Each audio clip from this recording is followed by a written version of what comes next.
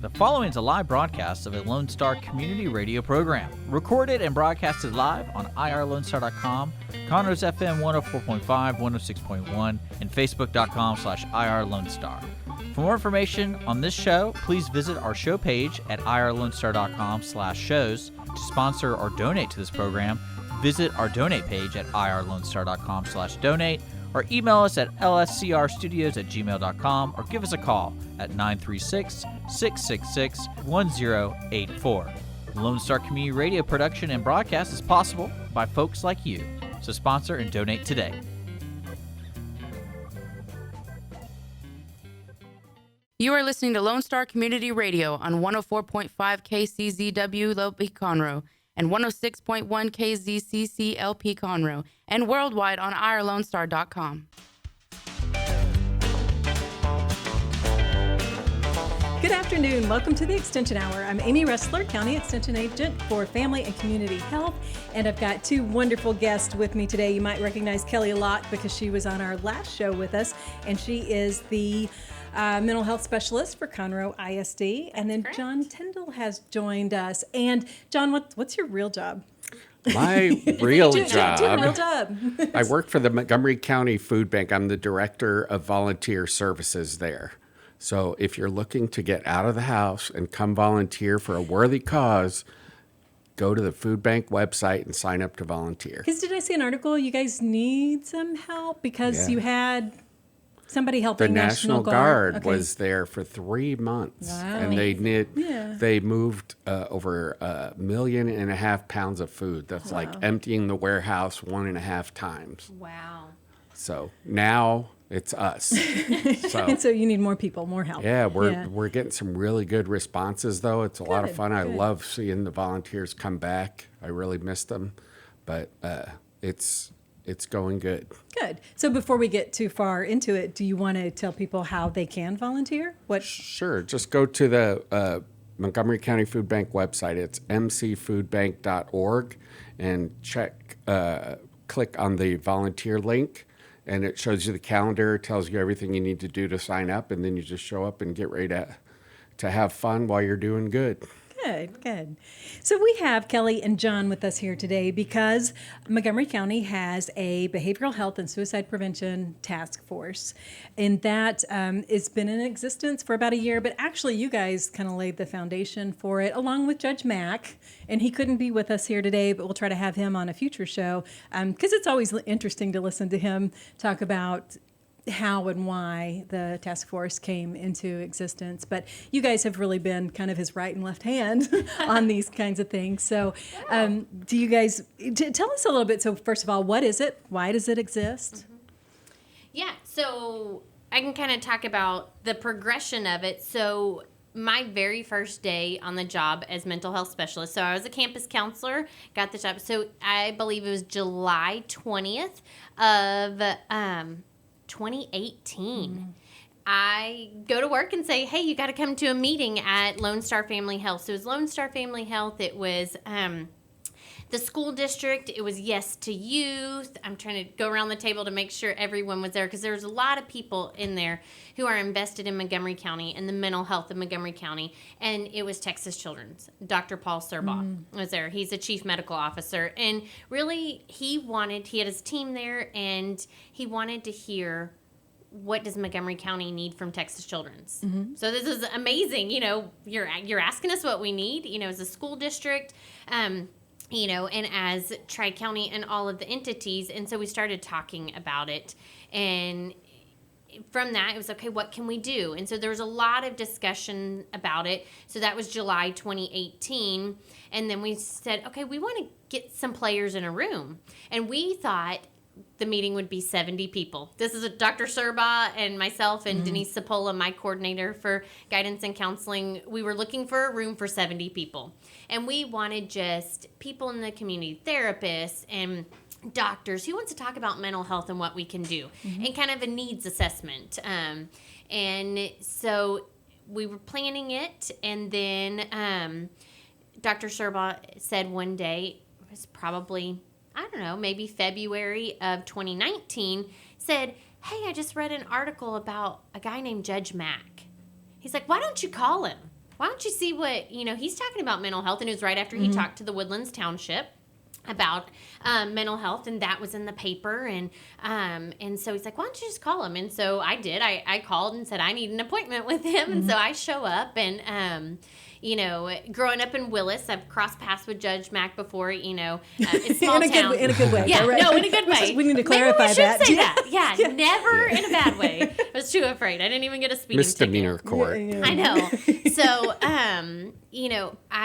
we know people, and it kind of, so I scheduled a meeting with him, show up and talk, and I just say, like, this is kind of what we're thinking. And I said, and I've put together an email list of everyone I want to invite. And he said, I'm trying to plan a meeting like that, but I don't have the email list. And I'm way over organized, a little bit to a fault, but I had it very organized. And he said, we were just going to kind of do an open forum.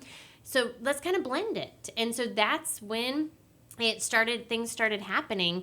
And so March 22nd of 2019, there was a large group of people met at Texas Children's, and Kim Hess, who's been kind of the pioneer for talking about teenage suicide and how it impacted her family. She was there. And I mean, going around the table, there was just a lot of heavy hitters who have been plowing or paving the way, for this. I say plow because sometimes I feel like it's work, it's hard, for mental health discussions. Right, because that's one of the things that it's difficult to talk about. Like, people don't really want to talk about mental health, or mental health is something else or someone else, and it's over there, and I don't want to hit it head on. Right. So we had people from first responders there. We had, Grace Theology represented, Tri-County, Evan Robertson was there. I mean, lots of people. Yes to Youth was there. And so we started planning this meeting. What's it going to look like? We didn't know. And at this time we're going, hey guys, it would be good if we could get like 150 people to show up. And so, Judge Mack, if you've ever met him, he doesn't do anything small. And so he was like, hey, I can get the convention center. And so we're okay. So then it just started going from there. And on March 19th, I'm trying to think, March 16th of 2019, we showed up in a room, and 450 people showed up with us and said, we need to do something about this. And it was our, Judge Mack calls it a call to action meeting, because we needed to call people to action. What are we going to do about this? And so it was bigger than we ever imagined. When we started with, do you think 70 people would show up? And, maybe 100 people? I don't know. And then that's where it was born out of that. It was just everyone's passion. And, through it, I met John, and it's been a wonderful friendship there. And then he just took it and has taken the task force to a place I never could have dreamed it would go. I know he's rolling his eyes right now. You can't see it, but he is. But I mean, he's just a humble and selfless leader, and he does it with humor, and he keeps us going. And I think this might have fizzled out if it wasn't for you taking the reins. So. Well, I first found out about it, I think it was a Facebook ad or something, and I read about it, and it was something that was near and dear to me. So I just showed up as just an interested bystander, and I was trying to think how I ended up doing this. I don't even recall what happened. It was fate. It was. I think you might have, somehow we connected, in email, and we said, hey, let's meet and let's chat. Yeah. And then somehow you took it over. That's it, because you wanted out. Yes. No, I know. Yeah. You had to start getting back ready for school, or so. Your plate got full. Yeah, it may. And you were like, hey, any way you can help me out? And sucker that I am said he didn't know what was happening. Sure. John, it's the visionary leader that you are. Right. Yes. That's how we're framing it. I will say that. Yeah. And so, John took it over and has kept us going, and, and now we built these work groups is what we called them, because we wanted people to know you're showing up to work. And those came out of the top of our head when we were planning it. And then since then they've changed. So you want to go through what do we got? What are the work groups? Yeah. So we have 13 different work groups. Adult, one that focuses on adult suicide, one that deals with behavioral health and suicide issues in addictions, pediatric suicide, Suicide is one of the leading causes of death of kids 17 and under. Military-connected work groups. That's the way we wanted to phrase that, because a lot of times their situation affects their family. And so we want everyone to feel welcome to plug into that group, their families and the veterans who might be dealing with the issue. First responders. We have a marketing, communications, and technology subgroup that are phenomenal. Oh, yes. They're the ones that make us look good and seem like we know what we're doing. All the pretty flyers. Yeah. that they've designed them. Yeah, that's great. Then we have training and community development. They perform the trainings and they help build the connections with the community and get the people who are trained in front of the people who need to hear about it. So it's a great resource for connecting interested individuals in the community with more information, with people who they can sit down and talk to and have face-to-face, one-on-ones, or in front of a group or things like that. Where was I? Resources and implementation. That's critical. If you or somebody you love is having a mental health crisis, where do you go? What do you do? This group is making it so you can go one place and get all your answers and have somebody, hold your hand basically going through that process to make sure that your situation or your loved one gets taken care of so they don't fall through a gap during that critical time. Yeah, because people don't realize, not every counseling is created equal. There's specific counseling modalities that you use in different situations. So when you just look up on a website and say, oh, I want this counselor, and then you're like, the counseling didn't work for me. Therapy didn't work for me. It's but you might have been using the wrong type. And I walk people through that. And I love that our resource group, Mosaics of Mercy, they do it. And the other people on there too. But they walk them through it because it's hard. How do you navigate the insurance world? How do you know what to ask? You need that coach. You need someone holding your hand that says, we're going to walk through this together. Because we've talked about that on a previous show, heightened emotion and rational thinking. So when you're in a crisis, you're just not thinking clearly. Right. It's not that you're unintelligent. It's just I can't think clearly. So can someone come alongside me to think clearly? And sometimes a crisis affects the whole family. So maybe the whole family's not thinking clearly, so you don't have someone to reach out to. So that group is just amazing, and we're so grateful to have that in our community. And that's a real need, because if you just use the internet, you might pull up 10 therapists that work in your work in your zip code, but you'll get 5 or 8 of them that aren't accepting new patients, or they don't take your insurance, or things like that. So Mosaics of Mercy is setting it up to facilitate that pathway through all that, to make sure we can shorten the amount of time from when you reach out and say you need help to when you actually are sitting in front of somebody who can help you, help your life get better.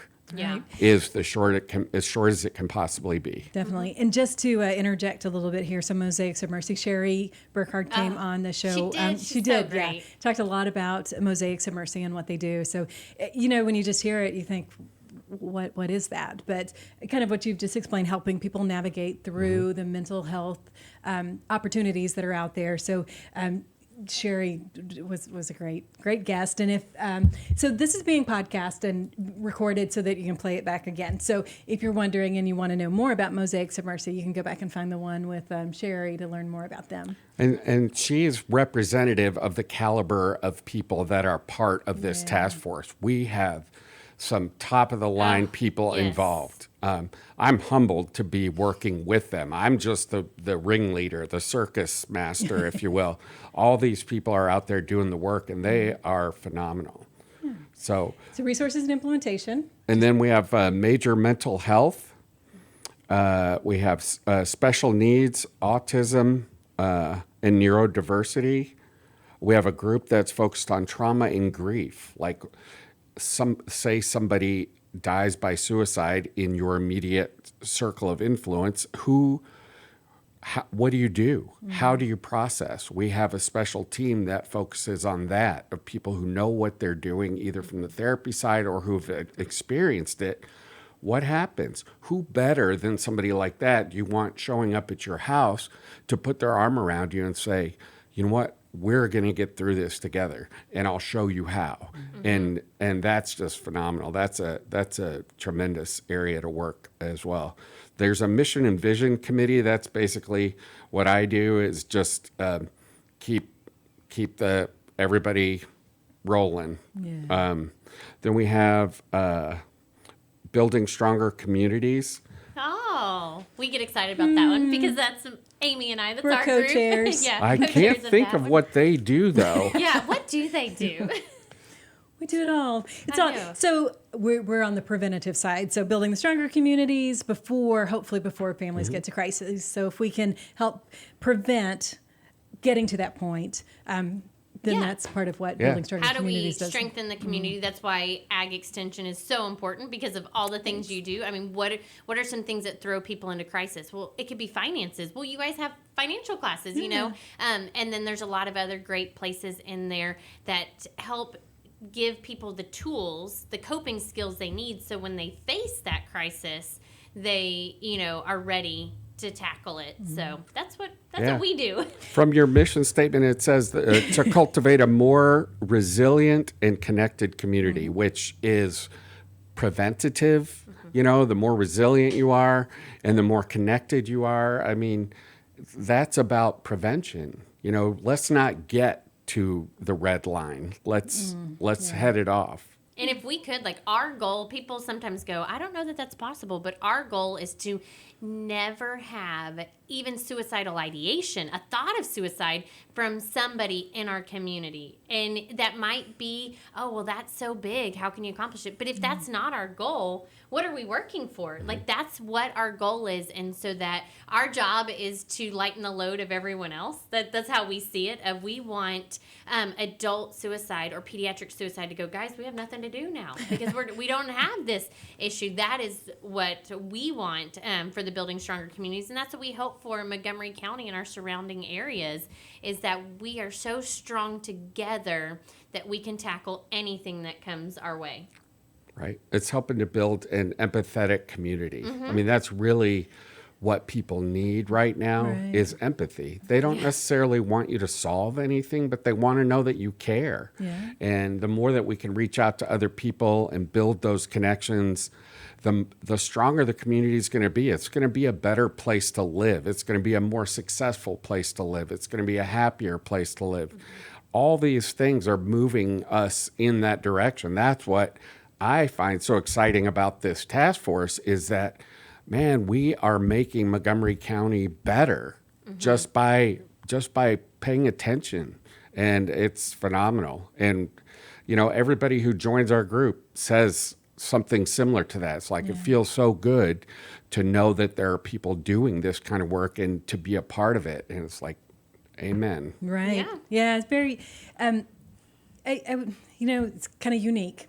And I wish that it wasn't unique. I wish every community was like that, and that it wasn't something that had to be like this amazing thing that it just happened. But when we talked about in one of our previous shows in this show, you were talking about plowing the way. Yeah. So, it takes some work. It takes people interested and invested to actually make it happen. And that's really what the Behavioral Health and Suicide Prevention Task Force has been doing. So we're going to take a break. But we're going to come back because we're going to learn more about what the work groups are doing. They're not committees, they're work groups. And we'll talk a little bit more about suicide prevention and behavioral health and what that means and how we are making Montgomery County a better place. Because it's so Extension got involved because we're about helping Texans better their lives through our people, our programs, and our partnerships. And we are just really honored to be a part of this task force as well, and to have Kelly and John here today talking about that so that we can get more people involved. But we'll be back in just a couple of minutes, and you're listening to the Extension Hour right here on Lone Star Radio, 104.5, 106.1, and we will be right back.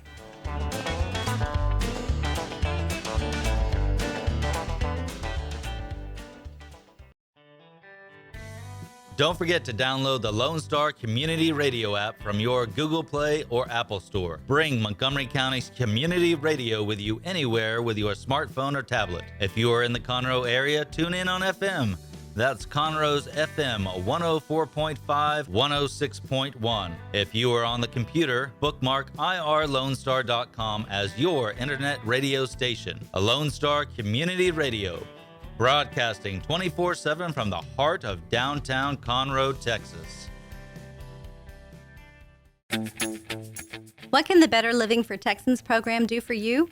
You can learn how to increase your consumption of fruits and vegetables, choose foods that are relatively inexpensive and good to eat, make your food dollars last longer, prepare quick, nutritious meals, help your children learn how to eat healthier snacks, and much more. Our program is committed to helping people like you improve your health through providing research-based nutrition education in a friendly, cost-free, and relaxed environment. We are Texas A&M Agrilife Extension, helping Texans make their lives better. Our talk shows and music shows are looking for sponsors. Want to expand your brand awareness? Reach the hyper-local audience in Montgomery County? Lone Star Community Radio sponsorships accomplish this. Want to see our stats and rates? Check out irlonestar.com/sponsor for more information. Or call in and leave us a message at 936-647-3776 with your questions. Get seen on TV, YouTube, and heard on our podcast, FM, and internet radio. Support your local radio station with Lone Star Community Radio.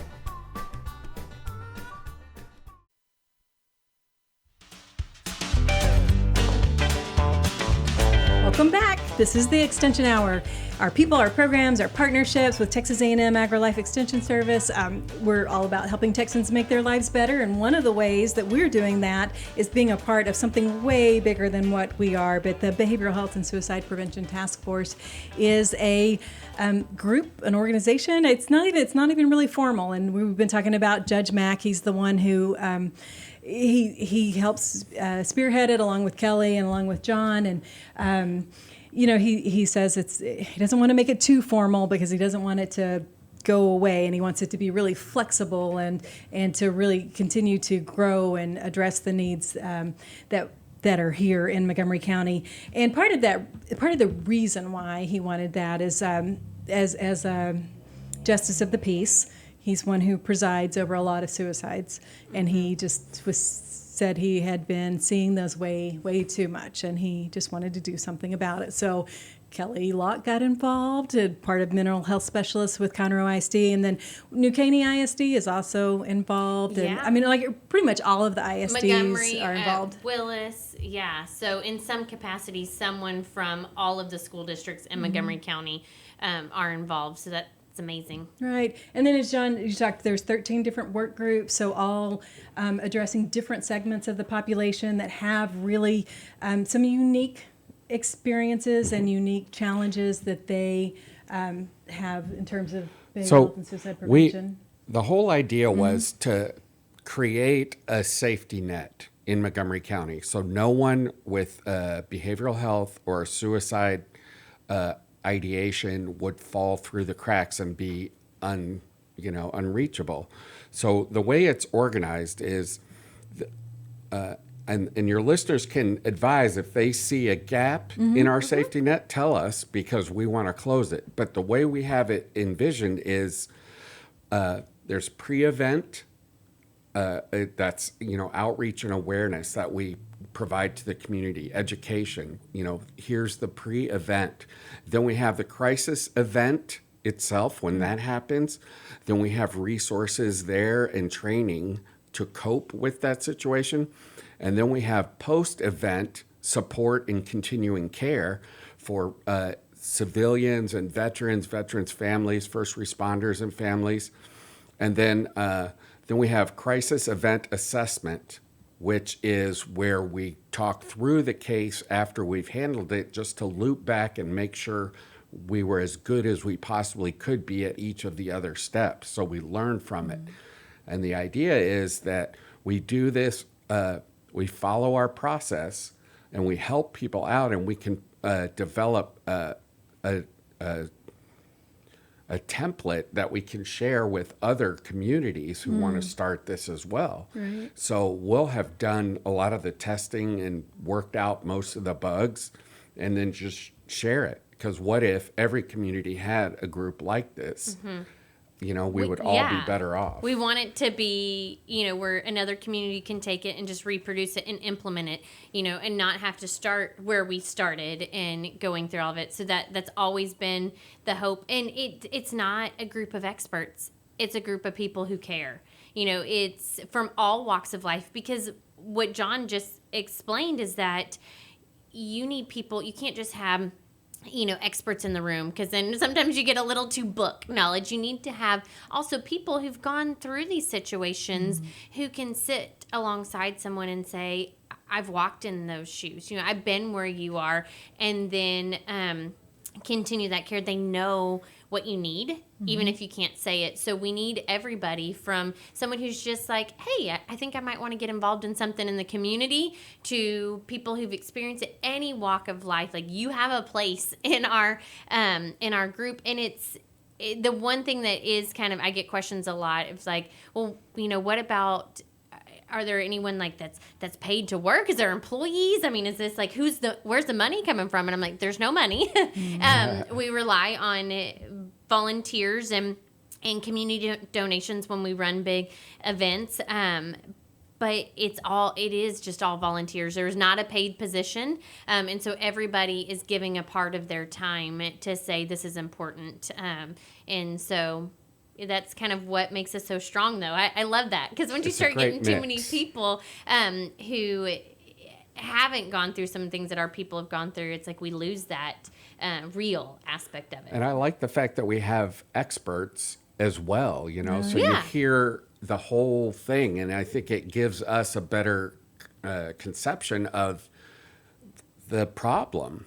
Yeah. When you hear about it from all sides, we might think of something, but then somebody who does addictions therapy for a living, they have other knowledge that we, the peasants don't have. Oh, it's the peasants. But it's an awesome group. It's an amazing group, and that's what's so good about it. And it's got a lot of flexibility to it as well. So a lot of the situations are going to be very similar. Like you said, people who've gone through it can help others, but no two situations are going to be exactly the same. So there's a lot of variations in the work group, so that there's just things that are special to different types of people. And so that they can help. And you know how when somebody tells you about, like, my car broke down, I need somebody, and a good mechanic, you know that feeling you get when you say, I know a guy. And you can trust this guy. That's the thing with this group, is like, we now know, and based on who's leading what group, if somebody comes to us, this just happened recently, a few weeks ago. Somebody said, hey, a close friend of mine committed suicide. I'm going to his family's house in a day, tomorrow.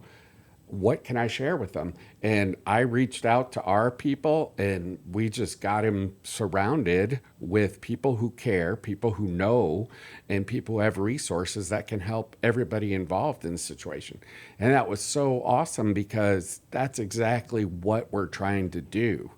Ideally, we were able to stop the crisis from happening, but we have help for a crisis that does come upon us. So so it turns into postvention, turns into prevention for someone else. Yeah. And I remember I got John's message on that, and before I could even respond, there were already 5 people who had responded, and I'm reading through going, all right, well, I got nothing else to give you, because they, and so it's like, when you get involved, to volunteer, it's not like, oh my gosh, I don't know if I have the time, because in that situation, it was already solved by other people. So we all share the load.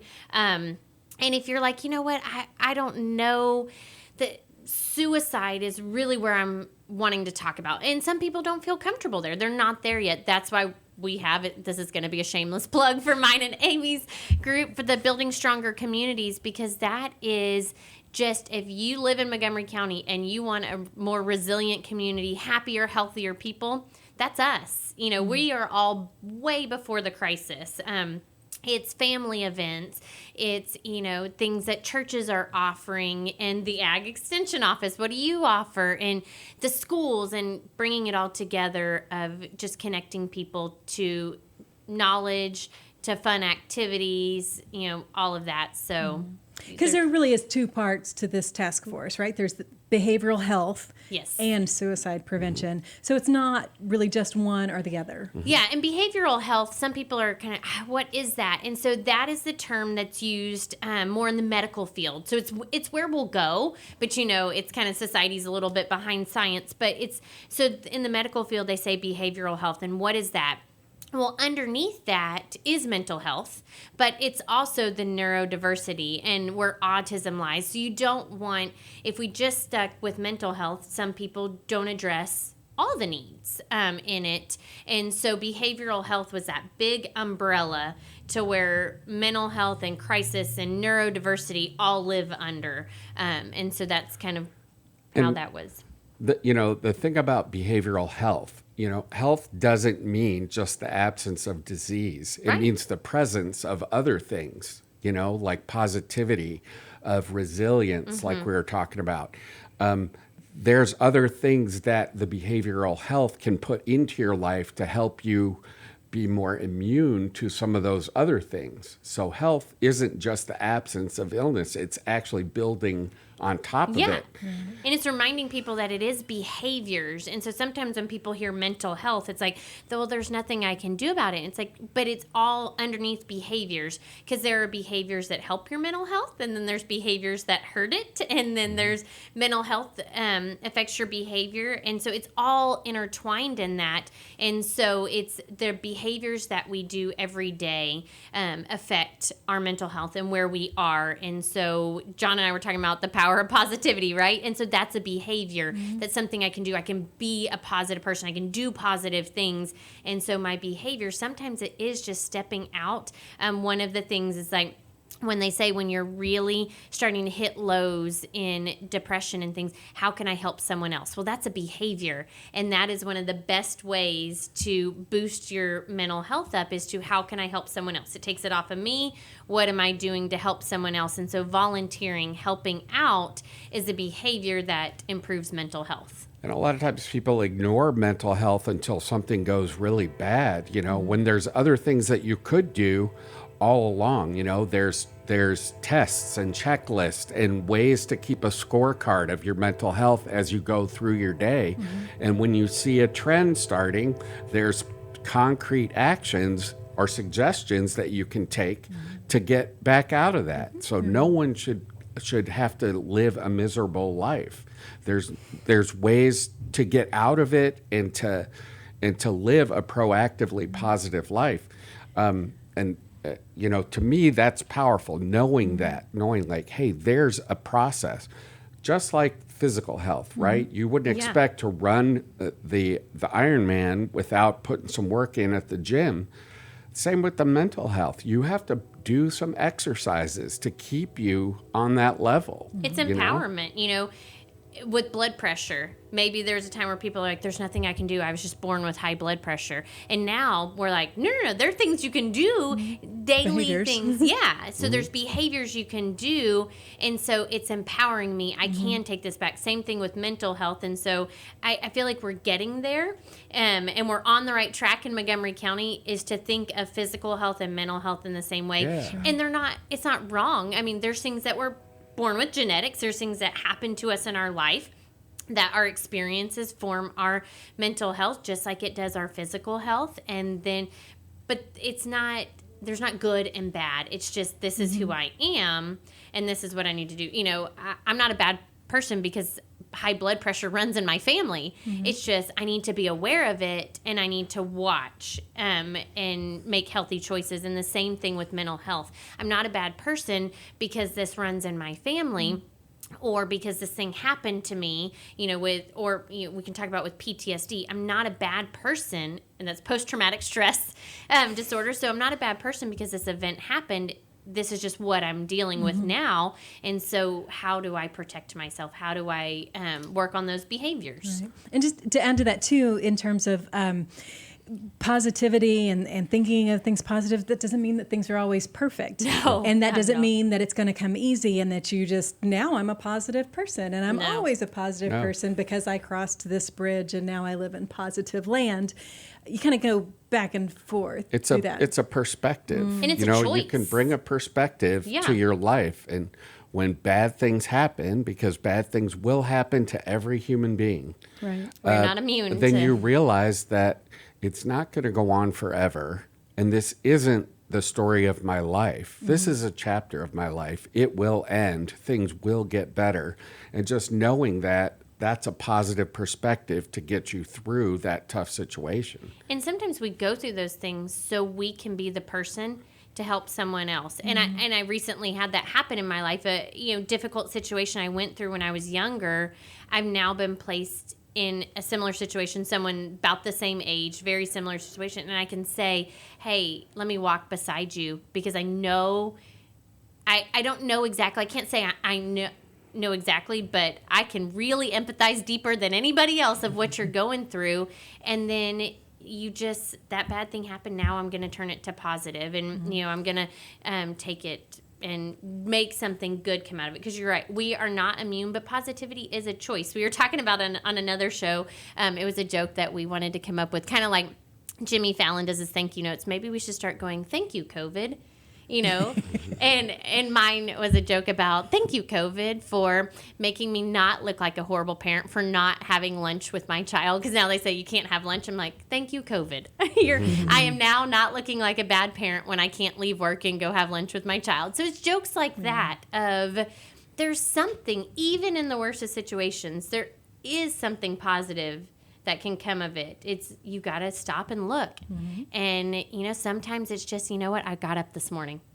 That's it. Like, I brushed my teeth. I got up. I have a plaque on my wall that says, congratulations, Amy came to work today. Woo! Yeah. And John, I remember you saying when the coronavirus stuff started to hit that you were making a playlist to go along with it. Oh, yeah. Did you complete that playlist? It's still in progress, but yeah, we have about 40 or 50 songs for the coronavirus. You know, I will survive. That kind of thing. And okay, so then I got to get nerdy with you guys for a second, because I can't not get nerdy. So there's this thing, it's a magical thing about music. And so music is the only modality with words that goes into the right side of the brain. And so it can speak wonders to you if you're using the right music, because the left side of our brain, we filter messages and we chunk the things we don't want. Music goes into the right side and it actually hits your subconscious. So if you are down, play happy, play some good music, and your spirit will elevate just by the music. Or music that makes you laugh because of the irony of the Because situation. Yes. And so that music can speak good messages into our life or not so good messages. So watch those lyrics. But that's why you can feel so pumped after a song, or you can feel happy. It's because it's going into the right side of the brain, and we're not filtering out those messages. We're just taking in positivity. It's a good song. We're going to take one more break, and then we're going to come back. We've got a couple more tips, and we are going to also talk about some of the resources that are available, some great event that's coming up that is available to people, and we will talk about that when we come back. And we got to talk about Judge Mack. Ooh, you got a story. Stick around All for the right. dirt on Judge That's Mack. worth it. Okay, we'll be right back after this.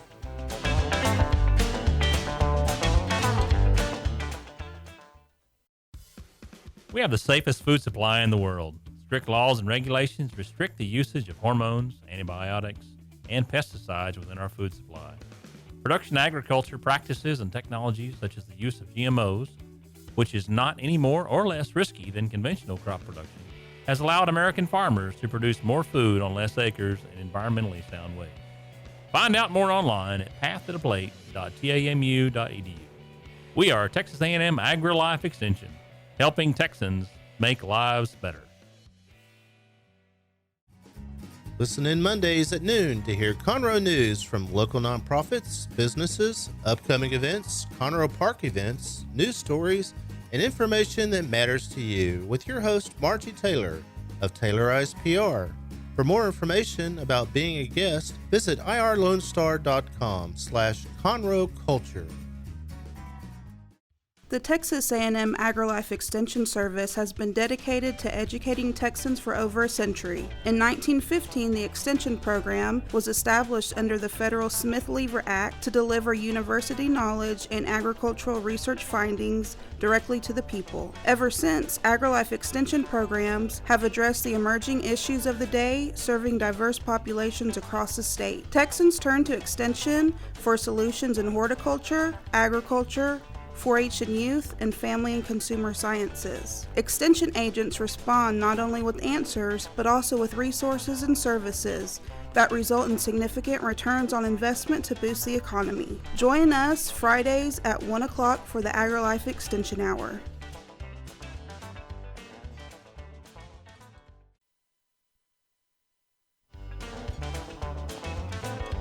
Welcome back. This is the Extension Hour, and we're talking about people, programs, and partnerships, and we're talking about the Behavioral Health and Suicide Prevention Task Force, which is a group that's gotten together to do some really amazing things to address behavioral health and to prevent suicides. And this group has been going on for a little over a year now, and some groundwork definitely way before that. But one of the things we want to mention that's coming up is the Community Help Expo. Yes, and exciting. Yes, so this will be a hopefully, we don't know. So it was scheduled to happen in May, right? It was supposed to be our 1 year anniversary. Yeah. Yes. So we had 450 whatever at the first one, and then we're going to have 1,000 at the second one, and we've had to move it down the road. So now we've got it set for November 12th. Mm-hmm. And you know, it's going to be phenomenal. It's a community help expo where you can find out more about all the different work groups. You can hear some experts talking in panels and some Q&A sessions and stuff like that. It's just an awesome way to plug in to what all is being built, and you will help us grow it. Mm-hmm. Just by connecting, it helps us spread our safety net. Right. And so Extension has been, so we've always done physical health kind of things. So food, nutrition, health and wellness, physical activity, those kinds of health things. But recently there's been more focus on mental health as well. And then after Hurricane Harvey hit, caused lots of devastation, there was funding that was put into what's called a Rebuild Texas fund. And fortunately, the people who developed that fund recognized the mental health aspects of disasters and hurricanes and rebuilding and recovering from something like a hurricane. And so they put in some money in Rebuild Texas to help address mental health. And so Extension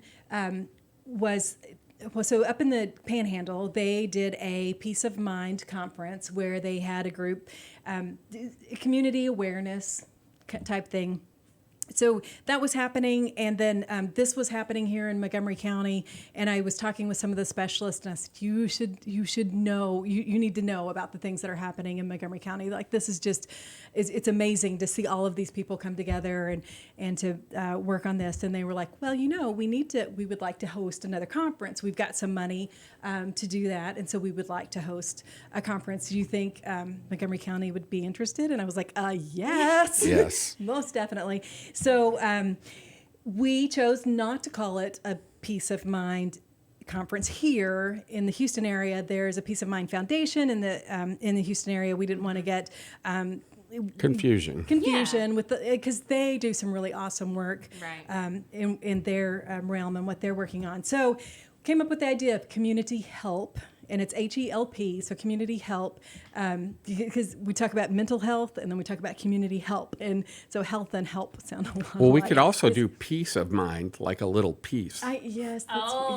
John really wanted that. I know, he did. But Meredith said no. Anyway, so it's going to be the Community Help Expo. So November 12th, and we're going to have... So it's going to happen one way or another. Some way. It's like, what can you control? That's what we're asking and answering, and something will happen on that day. So we will do what we can at the Lone Star Convention Center in Conroe, and then have some streaming technology opportunities for people I think to we've got as the well. whole building, if that's correct. Like at first we started, we'll take part of it, and where like as we keep going, as more interest keeps coming in about it, Judge Mack goes, we'll just take the whole building, which was phenomenal. And that will help with social distancing. Yeah. There's funding built in to make sure that everybody's got proper PPE, personal protective Equipment. Yes. Yeah. So it will be safe, and it will be they just provide a lot of helpful information for the community. And then that'll also, Community Help is also what will be the name of the website for the Behavioral Health and Suicide Prevention Task Force. So communityhelp.org is going to happen. I think it'll be as well. .com. .com. Wasn't it? .com? Yeah. I'm Okay. pretty sure it's a .com. But that'll be phenomenal. We got treated to some previews of the pages and everything. It's going to be super easy to use. So even when you're in one of those heightened anxiety states, you can navigate because it'll be clear, concise, get you where you need to be, and get you in touch with somebody who can help you. It's not a 50-click thing. It's, quick and get it. Yeah. Even if it means that it's going to be duplicated information on different pages, it just, no matter where they go, it's going to point them in the right direction. So, No page not found. Yes. Oh, that's frustrating. So one thing I just wanted to just to go back to the overall purpose of the Behavioral Health and Suicide Prevention Task Force. Our mission statement is to reduce the stigma of mental health and lowering the rate of suicide in Montgomery County. Those are two specific overarching goals that all these work groups are working towards. And I think we're making progress on reducing the stigma about mental health, but we really need to go further with it. I don't know why we separate mental health from physical health, because last I checked, the brain was part of your body. It is. But sidebar, why is vision and dental not part of your health insurance? But I digress. It's a topic It's for a all whole health. other discussion. It's all health, right? So when you schedule your once or twice a year dental cleaning, why not do a mental health checkup? Talk to a counselor just to review things. Hey, I'm here to see you just to see, just to make sure I'm okay. Here are some things that have been going on, what I've been talking about, or what's the thoughts been going through my head, and find out, and chances are you'll be fine. But if not, you've already built a connection and you have a way to get help. Yeah, and I always tell people that finding a counselor is kind of like dating. It might not be the first one. So if you kind of check that out and then realize when you're not in crisis, when you're not stressed, that, hey, we mesh. I feel comfortable with this person. I like their style. Then when you do need them and something pops up, you already know. If not, that can be so frustrating when you're trying to date when you're stressed. It's a date, in that it's that thing of you might not click with everyone, and you don't have to. Everybody's personality is different. The therapist knows it. The counselor knows it. And we're taught that even in grad school, is that you won't click with anyone. So when you realize, hey, this isn't good, it's your ethical duty to refer to someone that can better help them if it exceeds your ability. And so, like John's saying, just go find somebody. So, 6 months ago, I was not in a crisis state, but I was taking my own advice to heart. I want to have a mental health well-being check. So I started shopping for a therapist, and I approached it like a project, right? So I did a spreadsheet. I did Google research. I had my questions that I would call and ask each therapist, and then I would score them. I had a 1 to 10 rating on each of the categories, and I called the one who was the highest score, and it worked out. Right. And that's what I want, exactly for that reason. I want to have the communication channel open before the crisis hits, because after the fact, it's too late. Right. Yeah. And someone might say, hey, John, can't you send me your spreadsheet? But the reality is that what works for John may not work for me. So I can't just always take what John says works for him and just try to fit it in my life. It's a journey you have to go on for yourself. But I do think the project approach would work. Yeah. You know, you can reframe the questions to Yeah, about that what framework, matters yes. to you. Yes, I think but it's a then great just framework. have it, and I am happy to share it. So bhsp at gmail.com, and all inquiries and any questions about the group or anything else that this conversation has stirred up, we'd love to have you. I can send you information, invite you to our next, we have our next Zoom meetings coming up in August 20th, I believe. At It's 11, a Thursday from 11 to noon. If you want to dial into that, just email and I will get an invitation to you. It's phenomenal. Last we skipped July. In June we had 54 participants. So it's phenomenal. It's so encouraging. When I get off that call, I always feel 10 times better than before I got on the call. Just being around people like Kelly and Amy, you know, multiply that times 10, and those are the people that you're working with. So it's phenomenal. And we just have a minute or two left. You had a story to tell about Judge Mack? Oh, we're all out of time, so Judge Mack. Oh, he left us hanging. So we will try to get No, Judge Mack. Judge Mack is all right. You know, all right. he's okay. But one day I saw him getting into his truck and I saw that he had Green Bay Packer floor mats. And being a Chicago transplant, I immediately reacted to the Green Bay Packer floor mats because I'm a Chicago Bear fan. So, and we're just historic rivals. But put all that aside for the sake of the task force. Do good And things. Judge Mack is phenomenal. This was his vision, and his energy got it going. And I am just thrilled and honored to be connected with it. It's helped me and blessed my life in a million different ways. And if I can repay that in any way to our community, well, that's what I'm here to do. And the Community Help Expo, November 12th. Yes. And we didn't even get a chance to talk about, we're going to have to do one just about the Expo. Kevin Hines is going to be our keynote speaker, so awesome story there. But we're out of time. We're going to be, we'll be back. Will you guys come Yeah, back sometime? sure. We'll get Judge Mack in here as well. Yeah. And we'll talk a little bit more, because I think this is uplifting, really great information for everybody that's listening. Listening to the Extension Hour, where we try to help Texans make their lives better with our people, our programs, and our partnerships. I'm Amy Ressler, County Extension Agent for Family and Community Health, and we will be back next Friday.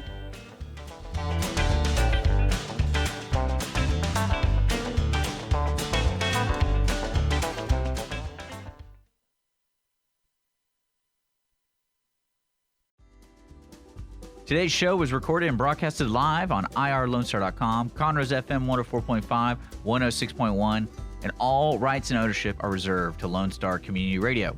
For more information regarding this program and Lone Star Community Radio, visit us online at irlonestar.com. Lone Star Community Radio is Montgomery County's community radio station, serving the community with local programming on TV, radio, and online. If you enjoyed today's program, please support us by sponsorship or starting your own show. Contact us today by phone or text at 936-666-1084 or email the station at lscrstudios@gmail.com.